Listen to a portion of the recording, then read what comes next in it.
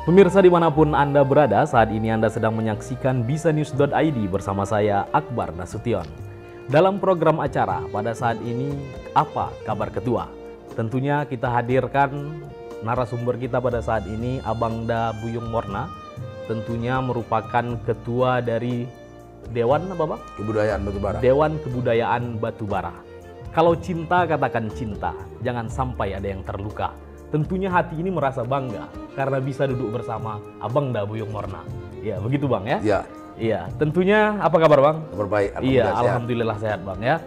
Dalam aktivitas Abang hari-hari, tentunya sebagai budayawan batubara ini, tentunya Abang di usia 64 tahun ya Bang ya. Sempat menulis sebuah karya tulis ya Bang ya.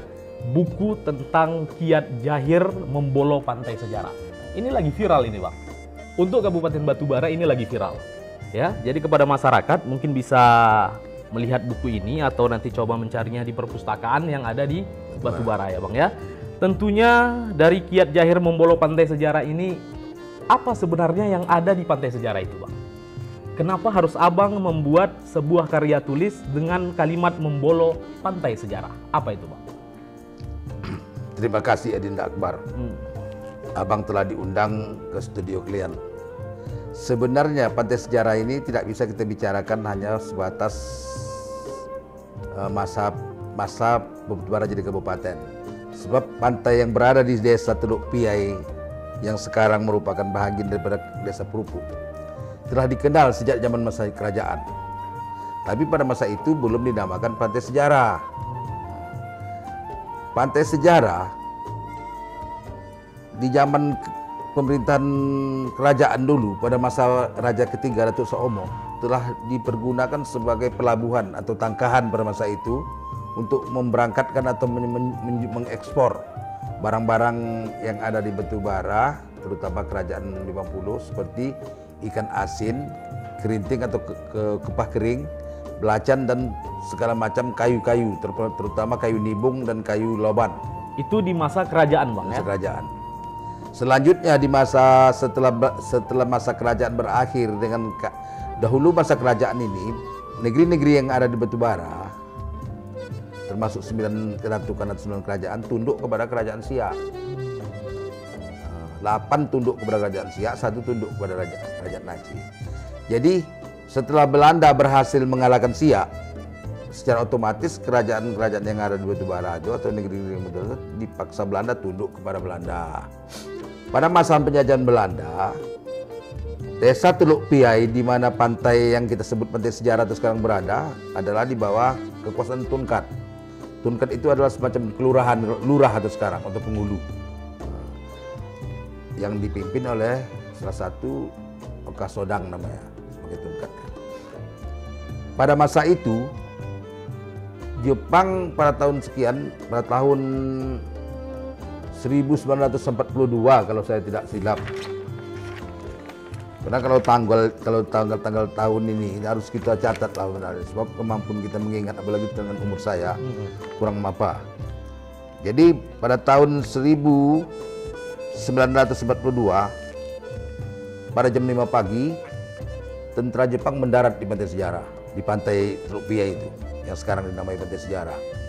Itulah pertama awalnya pendaratan Jepang di Pulau Sumatera, di Sumatera Timur. Sebelum dia pergi ke daerah lain. Jepang pada masa itu mendirikan pertahanan Banker yang masih ada dapat kita lihat sisanya sekarang. Itu yang disebut orang lubang Jepang atau lubang Jepang. Ada itu Bang ya? Ada, masih ada. Dulu itu 3, tapi sekarang hanya tinggal 1 karena 2 sudah dirusak oleh alam atau masyarakat setempat. Setelah itu pada masa kemerdekaan, pemerintah pusat pada tahun 1946 menyatukan wilayah Kesultanan Asahan dengan wilayah Kerajaan Batubara menjadi suatu pemerintahan kabupaten yang dinamai Kabupaten Asahan. Dengan bupati pertamanya adalah Abdullah Eteng.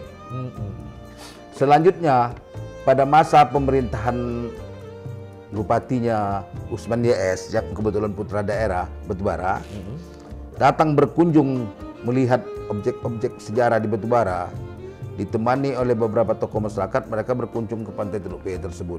Dan pada masa itulah pantai tersebut dinamakan oleh beliau Pantai Sejarah. Karena punya sejarah. Karena punya sejarah.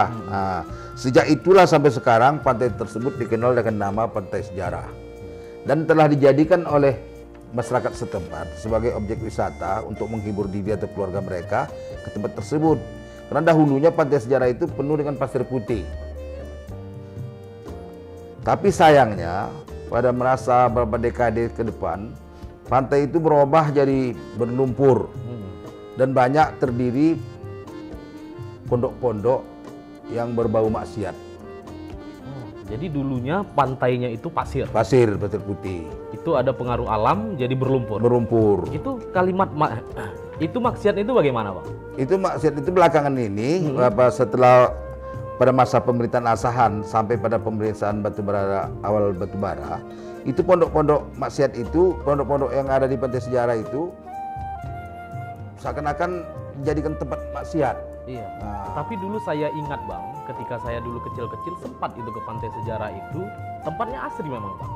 Ya. Tapi itu pondok-pondoknya memang nggak ada. Itu di tahun berapa sebenarnya, Bang? Itulah yang kurang bisa saya pastikan, karena saya pun kurang mampu mengingat itu. Tapi setahu saya, pondok-pondok itu meresahkan masyarakat setempat dan pernah didemon atau diapakan oleh beberapa kali oleh organisasi masyarakat.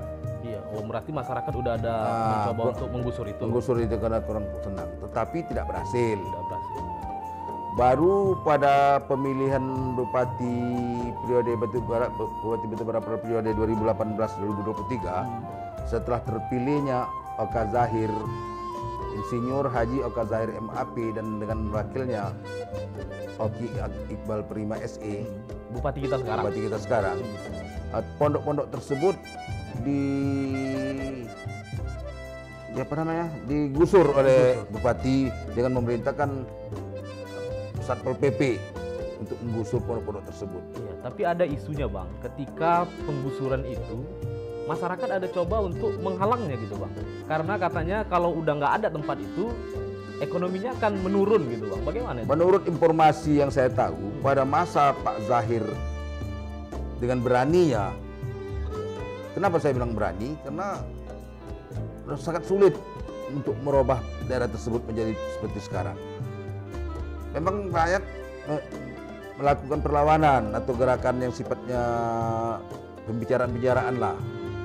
Karena mereka merasa takut akan kehilangan penghasilan. Karena selama hari ini masyarakat setempat menggunakan pantai tersebut untuk mencari kehidupan mereka. Berarti itu memang udah tergolong lama itu, Bang? Lama, kalau menurut saya hampir puluhan tahun itu. Puluhan tahun itu ada pondok-pondok itu? Pondok-pondok itu, hampir sekitar itulah. Sekitar 10 tahunan gitu. 10 tahunan. Nah. Iya, jadi upaya Pemkab pada saat itu menggusur dengan mendatangkan Satpol PP, Bang? Iya, itu setelah masa pemerintahan Pak Zahir, setelah dia dilantik sebagai Bupati Batubara. Iya, berarti ada tadi saya baca dari buku ini, Bang, disebut di situ ada risau. Ada risau dari Bupati Zahir tentang pondok ese-ese kalau bahasanya, Bang. Ya. Saya pernah berbicara dengan Pak Bupati. Dia sangat risau, malahan membuat dia payah tidur. Sampai nggak bisa tidur gitu. Karena kampung ini kan memang tempat kelahiran dia.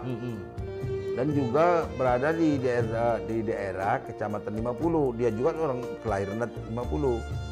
Sebagaimana kalian ketahui, Pak Zahir ini kan berasal dari keturunan orang kerajaan juga. Dia ini kan seorang cucu daripada Tunkat atau salah satu penguasa di daerah Air Hitam. Jadi dia kurang membuat dia resah dan payah tidur. Akhirnya saudara Zahir ini dengan beraninya memerintahkan Satpol PP untuk menghilangkan risau tadi, menggusur pondok-pondok yang kalau saya sebut pondok ketik-ketik, pondok yang kadang-kadang dipergunakan untuk yang salah. Menurut Pak Bupati juga pernah tuh. Dari pertama kita tengok dari jauh di pondok itu ada 2 kepala. Tapi lama-lama kepalanya hilang, sementara orangnya belum keluar. Iya, kepalanya tidak terlihat, namun kakinya ada gitu. Nah, gitulah kira-kira. Iya, itu cukup lama ya, Bang ya, pondok ese-ese itu ada. Jadi kembali kita kepada buku ini. sebagai penulis ya, kan abang sebagai penulis nih bang. Kenapa abang ada ide untuk membuat buku ini? Itu, bang? Bagaimana? Awal idenya itu dari mana itu? Begini, setelah Pak Zahir memberikan polesan, habis selepas masa penggusuran itu, Pak Zahir ini tidak hanya berdiam diri, terus dia terus melanjutkan memberikan bantuan pembangunan atau mengolah pantai sejarah itu, bekerja sama dengan kelompok mangrove yang dipimpin Azizi Kail yang menguasai hutan mangrove sekitar itu, membangun pantai sejarahnya sebagai tempat wisata. Akhirnya rakyat yang selama hari ini merasa risau juga akibat tindakan Pak Zahir menggusur pondok-pondok yang telah ada di situ, menjadi akhirnya betul juga ya, bagus tempat ini, merasa bersyukur mereka. Jadi mereka tuh coba tak tahu apa yang mau dibikinnya, tapi mereka tuh mengatakan untung juga lah gara-gara digusur Pak Zahir lumayan juga kita sekarang penghasilan kita bertambah. Jadi akhirnya itulah yang membuat saya tertarik menjadikan ini buku. Oh, berarti ada diambil dari beberapa masyarakat. Nah, setelah saya punya niat untuk menulis buku, saya coba menelusuri dari awal cerita pantai sejarah ini dengan menanya mereka-mereka yang aktif di sana, seperti Azizi Kail sebagai ketua kelompok mangrove, Arsat Nenggolan, mereka-mereka yang berjualan, untuk sebagai bahan saya, melengkapi bahan saya untuk menulis buku. Jadi kalau dilihat pantai sejarah saat ini memang perkembangannya Bagus. sangat bagus ya bang ya. Apalagi pada masa itu setelah Pak Zahir itu menggusur, Pak Zahir juga berdiskusi dengan ketua Kadin Batubara, Tua Kadin ya. Bung Okas Faisal, bagaimana membangun pantai sejarah ini sebagai tempat wisata sehingga mendapat merubah kehidupan ekonomi masyarakat setempat. Jadi Oka Faisal dengan kemampuan dia di bidang ekonomi, akhirnya jadilah pantai sejarah yang diberi nama oleh Bupati Asahan Usman DS ini dengan pantai sejarah menjadi objek wisata yang hari ini dikenal masyarakat, dikunjungi masyarakat sebagai destinasi baru dengan adanya bangunan-bangunan yang seperti ada sekarang ini, akhirnya menjadi kebanggaan masyarakat. Iya, kalau saya perhatikan di sana itu bang ada kelompok tani mangrove dan juga UMKM-nya bang. Iya. Nah itu bagaimana itu bang? Suatu sisi pantai sejarah itu kan memang termasuk wilayah mangrove yang dikuasakan kepada Azizi Kail, yang merupakan bahagian daripada daerah mangrove yang luasnya 456 hektar yang saya tak salah. Dengan adanya polesan dari Pak Bupati bersama Ketua Kadin, UMKM ini terayomi dan mereka diberi kesempatan berjualan seperti mereka lakukan selama ini dengan bantuan pembangunan seperti kios atau tempat berjualan. Jadi akhirnya mereka itu mereka menemukan penghasilan UMKM ini yang dulu jumlahnya sedikit, sekarang kalau menurut berita yang saya terima sekarang sudah hampir lebih dari 20 UMKM yang ada di pantai sejarah. 20 kios. UMKM-nya. Lebih 20 sampai 40 kata ketua Nanggrup. Itu apa ya? Di samping mangrove yang ada di pantai sejarah itu juga dikembangkan terus. Iya, karena saya lihat ada TV atau apa jembatan ya bang ya, jembatan panjang. Jembatan itu dibangun oleh Pak Zahir melalui dana APBD dan melalui Dinas Kelautan. Yang panjangnya melebihi 300 lebih juruk ke laut. Jadi ini akhirnya dengan jembatan ini dan beberapa objek permainan masyarakat yang ada di pantai sejarah menjadikan pantai ini menjadi destinasi destinasi baru pariwisata untuk negeri Batubara. Yang paling hebatnya itu pada hari Lebaran kemarin setelah ada pelonggaran COVID ini, itu kata orang itu penuh hampir puluhan ribu masa pengunjung. Iya, ketika ada acara pada saat itu bang, ada halal bihalal antara kelompok tani mangrove dan UMKM. Itu ada penyerahan apresiasi masyarakat kepada Bapak Bupati itu bang. Sebenarnya acara halal itu bukan kemauan Pak Bupati. Bukan ya. Itu kemauan UMKM dan kelompok tani mangrove ini. Mereka tuh ingin mengaktualisasikan rasa syukur mereka, rasa kebahagiaan mereka atas perubahan yang dibikin Pak Zahir, atas sentuhan yang dibikin Pak Zahir sebagai bupati. Jadi mereka menghubungi ketua kelompok mereka, Azizi Kail dan Arsad Nenggolan dan beberapa orang lagi dengan uang dana TTN mereka. Mereka mengumpulkan uang untuk mereka itu hari itu betul-betul dari mereka untuk mereka itu. Berarti rakyat yang mengundang Pak Bupati. Pak Bupati. Luar biasa. Akhirnya dijumpai utusan mereka menjumpai Pak Bupati. Kapan Pak Bupati bisa hadir di Pantai Sejarah? Kami ingin mengucapkan terima kasih kami dalam bentuk halal bil halal. Iya, dengan memberikan simbolik ada kain tenun dan peci tenun gitu ya, Bang. Dan itu sebagaimana Akbar tahu, kebiasaan Melayu batubara itu kalau dia menghormati seseorang tokoh yang dirasanya mampu memberi manfaat kepada kehidupan ekonomi atau kehidupan apa mereka, selalu memberikan semacam seperangkat pakaian, umpamanya kain soket dan tengkulu. Itu merupakan kebudayaan batubara. Jadi masyarakat yang bersyukur tadi, masyarakat batubara, masyarakat Pantai Sejarah yang terdiri dari UMKM dan masyarakat kelompok mangrove tadi akhirnya bersepakat membuat acara tersebut. Maka jadilah acara itu pada malam itu yang begitu, yang hampir menurut saya pun hadir pada masa itu, hampir 1.000 orang. 1.000 orang. Kenapa saya katakan begitu? Saya coba menanya panitia berapa jumlah nasi. Kata mereka itu nasi kotak aja 500, nasi bungkus lagi lain hidangan meja. Dan saya tengok memang penuh. Dan Pantai Sejarah itu tak saya sangka lah seperti sekarang.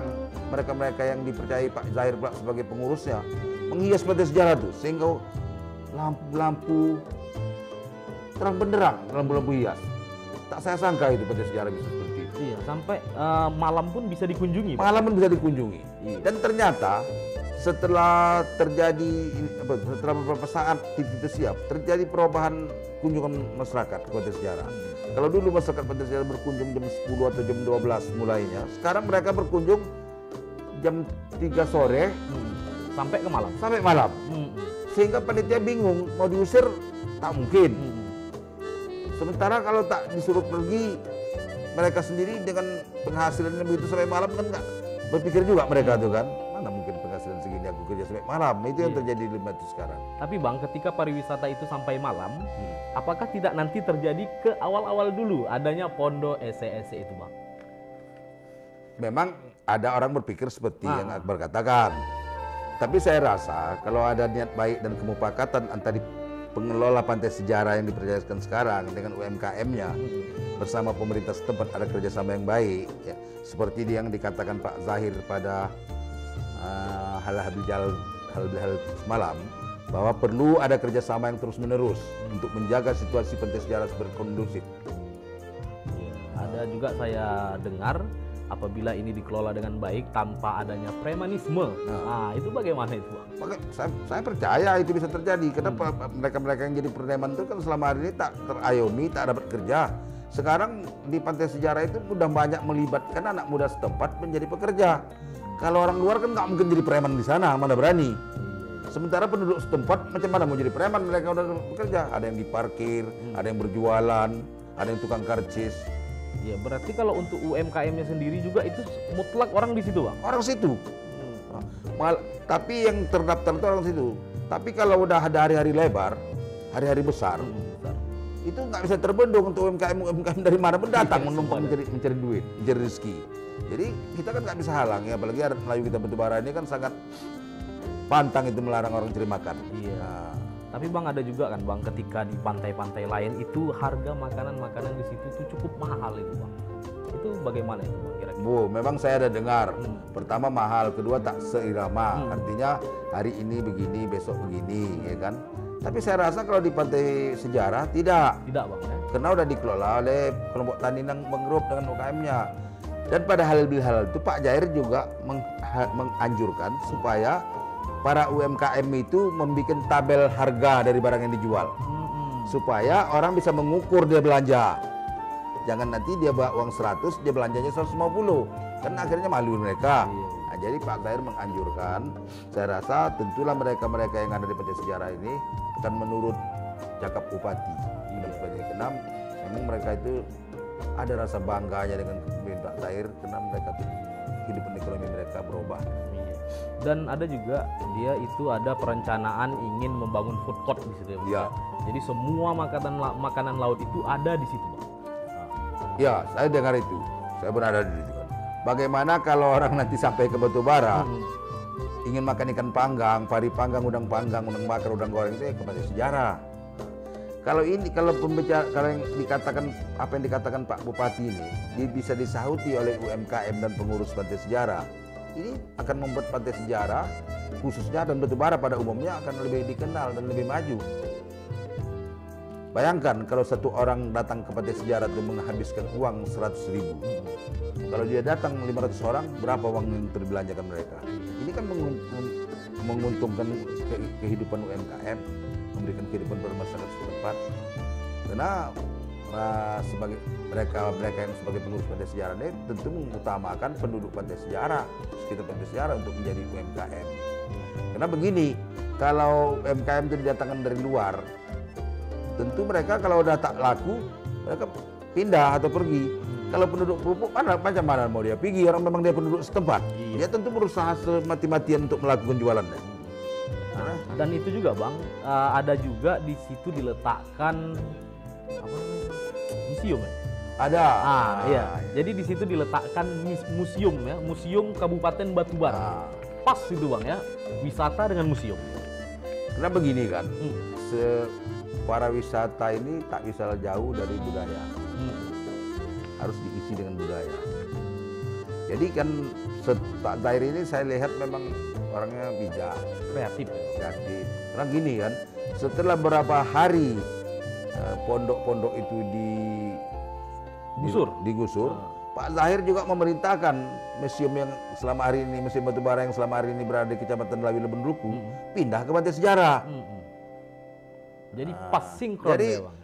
Ini saya berpikir anak Pak Zahir ini kan masih muda, tapi rezeki Batubara lah dapat berbati seperti sekarang. Pemimpin yang masih energik gitu. Ya.